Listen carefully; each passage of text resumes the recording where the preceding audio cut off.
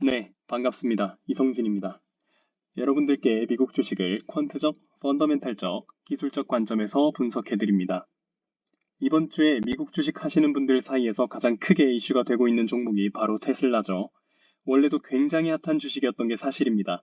경영자인 일론 머스크가 정말 종교인을 해도 될 정도의 신앙급 리더십을 보여주기도 하고 테슬라가 자체 보유한 자율주행용 AI, 오토파일럿의 기술력이 현재 자율주행을 위한 AI 중에서는 경쟁자가 없다라는 게 분석가들의 의견이니까요.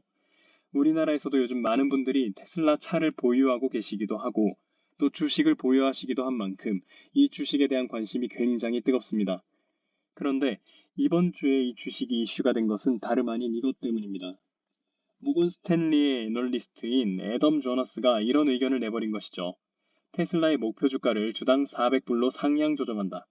사실 이 수치가 예전에 2021년 한창 주식시장이 뜨겁던 시절의 역사상 고점이거든요. 바로 차트상에서는 여기입니다. 이렇다 보니까 사람들이 화들짝 놀라면서 월요일 밤에 엄청난 상승을 보였어요. 그걸 보고 나서 사람들이 화요일에 매수를 해야겠다고 들어가 봤더니 웬걸 화요일에는 이익을 다 반납했네요. 그래서 발표 당일에는 10% 상승, 발표 다음 날에는 5% 하락하는 충격적인 일이 있었습니다. 이런 상황이니까 지금 테슬라의 주식에 관심 갖고 계신 분들은 고민이 드실 수밖에 없습니다. 안 그래도 인기 있는 주식의 변동성이 확 늘어나 버렸으니까요. 오르는 날에는 사요 하는 분들이 이렇게 많아지고 내리는 날에는 팔까요 하는 분들 많아지고 당연한 겁니다. 변동성이 늘어나면 모든 사람들이 기분이 붕 뜨고 판단력이 흐려집니다. 저조차 그렇습니다. 저도 마음이 붕 뜨고 차트를 보면서도 테슬라 나도 살까 하는 생각이 들게 됩니다. 사람 본성이 원래 그런 것이기 때문에 걱정하실 필요가 없습니다. 하지만 이럴 때일수록 우리가 어디에 집중해야 하는가 라고 말씀을 드린다면 바로 적정 주가입니다.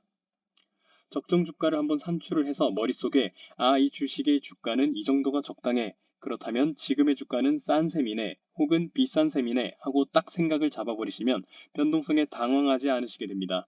그래서 적정 가격이 상방인 경우에는 매수를 하시고 적정 가격이 하방인 경우에는 매도를 하시면 됩니다.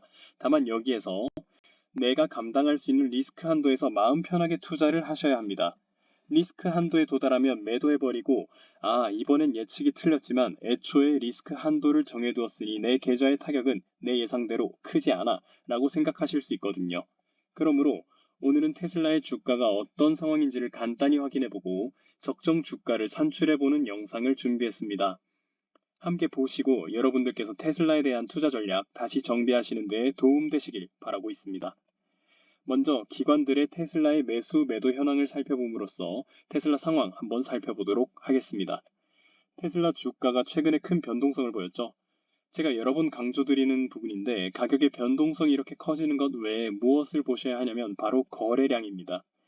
거래량이 크면서 가격이 크게 바뀌는 것이 바로 기관의 매수 매도 흔적이라고 말씀드렸었죠. 테슬라의 주봉 차트에서 이 세 지점을 보시면 큰 상승과 하락, 그리고 각각 큰 거래량을 확인하실 수가 있습니다.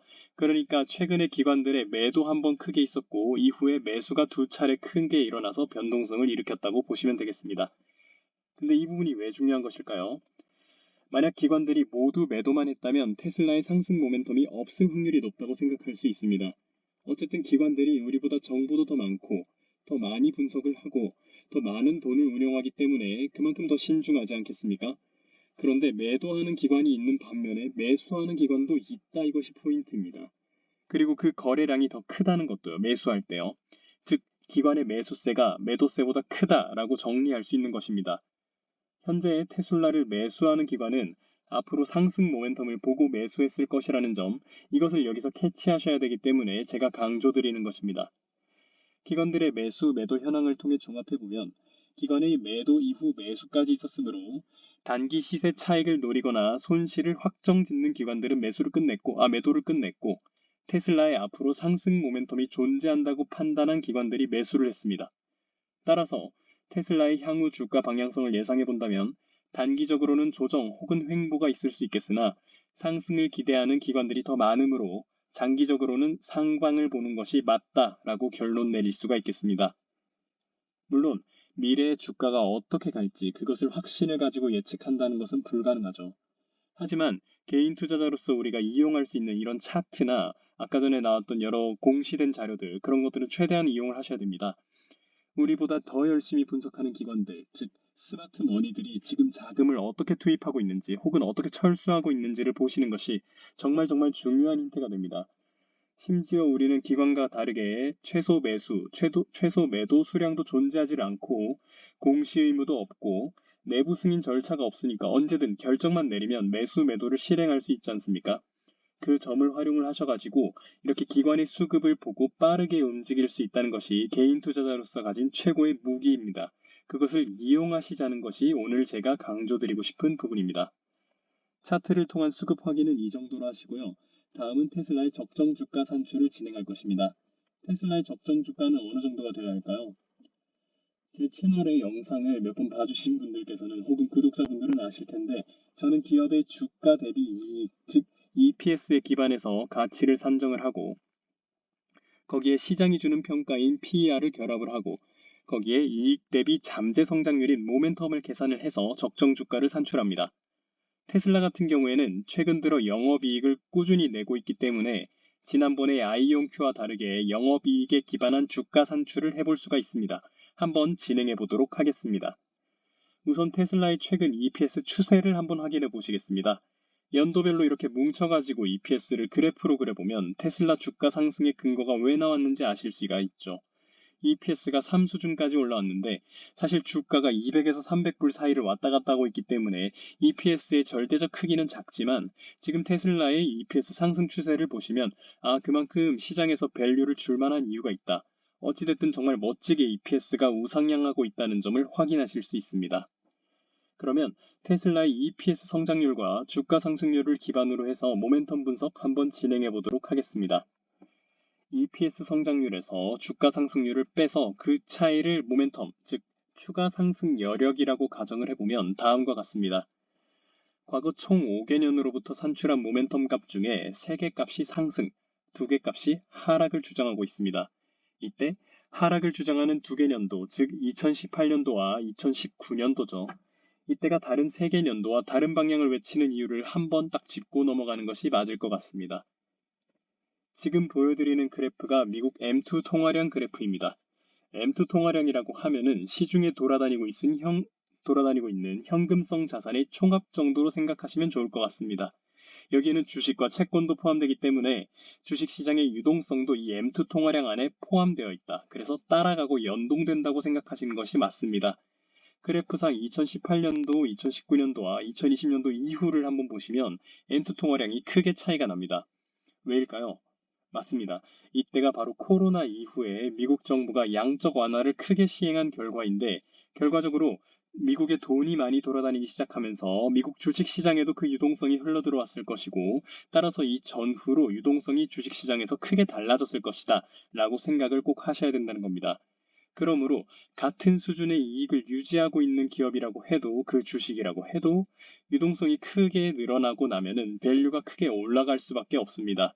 따라서 2018년도 혹은 2019년도의 기준에서 봤을 때 지금의 주가는 오버밸류 됐다고 말할 수도 있겠지만 그때와 지금의 시장이 확연히 다르죠. 풀린 돈의 규모가 다르기 때문이니까요. 그래서 적정 주가의 기준이 달라질 수밖에 없고 저는 최근의 유동성에 기반한 2020년도에서 2022년도의 모멘텀 수치를 좀 더 믿는 게 맞다고 생각하는 겁니다. 그래서 이렇게 2018년도, 2019년도의 가격으로부터 산출한 모멘텀 수치가 2020년도에서 2022년도까지 가격으로부터 산출한 모멘텀 수치와 어느 정도 괴리가 있는 것이 당연하다고 생각을 하고 조금 보수적으로 생각했을 때 저는 테슬라의 약상승 모멘텀이 남았다라고 평가를 해보겠습니다. 두 번째로 테슬라의 이익과 주가를 기반으로 해서 연도별 PER 분석을 진행해 보겠습니다. 연도별 EPS 대비 주가를 계산을 해서 최근 EPS의 4배, 즉 예상되는 연 EPS에 곱해보면 다음과 같습니다. 현재의 주가와 비교해 보았을 때 총 5개 값 중에 가장 최근 걸 뺀 4개 값이 상승, 가장 최근의 1개 값은 하락을 주장하고 있는 셈이네요. 이 부분 역시 2019년분은 좀 과하니까 제외하고 본다고 해도 평균적으로 약상승에서 상승을 예상해 볼 수 있는 수치를 보여줍니다. 그럼 마지막으로 테슬라의 이익과 주가를 기반으로 역사적 평균 PER 분석을 진행해 보겠습니다. 2018년 이후로 전체 EPS 대비 주가 비율의 평균을 계산을 해서 시장에서 테슬라에 대해 여태까지 평균적으로 책정하던 PER 값을 계산해 봅니다. 그것을 최근 분기 EPS에 곱해주면 테슬라의 적정가는 350불 정도라고 할 수 있겠습니다. 정리해 보겠습니다. 오늘 테슬라의 현재의 큰 변동성이 어떤 이유로 발생한 것인지를 기관 매수 매도 동향으로부터 추측해 보았고, EPS의 추세가 안정적으로 상향하고 있음을 확인하였으며, 과거 EPS와 주가를 기반으로 현재 EPS에 대한 적정 주가를 산출해 보았습니다. 이렇게 산출해 보고 나니까 아까 전에 모건 스탠리 애널리스트가 왜 그렇게 주장했는지 그 이유도 어느 정도 납득이 되죠. 저는 350불 정도 받는데 그 사람은 400불 정도 받으니까 그 사이에서 주가가 만약에 만들어진다 하면은 나중에 한번 자랑하러 와야겠죠. 제가 영상으로요. 개인적으로 덧붙여드리고 싶은 부분은 이 값들이 어디까지나 예상값이고 향후 테슬라의 영업이익이 생각과 다르게 전개됐을 때는 여러분들이 꼭 그에 따른 대응을 하셔야 된다는 걸 말씀드리고 싶습니다. 주식 투자는 항상 리스크 관리와 대응이 가장 중요한 부분이라고 생각하기 때문에 이 부분 다시 한번 여러분들께 걱정드리는 마음에서 강조드립니다. 테슬라의 상방과 목표 주가만 보시는 분들이 많습니다.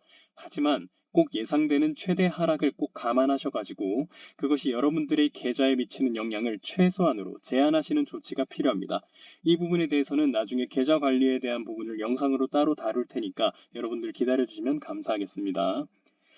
마지막으로 항상 말씀드리지만 제 영상은 특정 주식에 대한 매수, 매도 추천의 내용이 아니라 여러분들께서 미국 주식을 투자하심에 있어서 영어로 된 자료들을 조사하고 분석하시는 시간을 줄여드림으로써 결정에 도움이 되는 것에 그 목적이 있습니다. 저는 언제나 여러분들의 성공적인 투자를 기원드린다는 말씀 드리면서 오늘 영상은 여기서 마무리 짓도록 하겠습니다. 시청해주셔서 감사합니다. 이성진이었습니다.